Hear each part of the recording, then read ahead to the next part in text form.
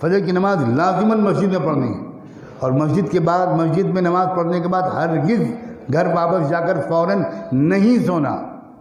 اس سے زیادہ منحوس عادت اس چھت کے نیچے نہیں ہو سکتی۔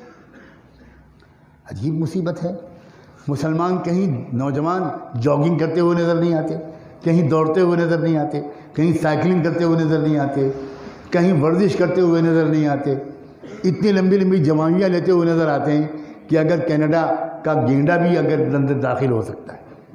لا حول ولا قوت الا باللہ۔ رسول اللہ صلی اللہ علیہ وسلم نے ایسی سست امت تیار کی تھی۔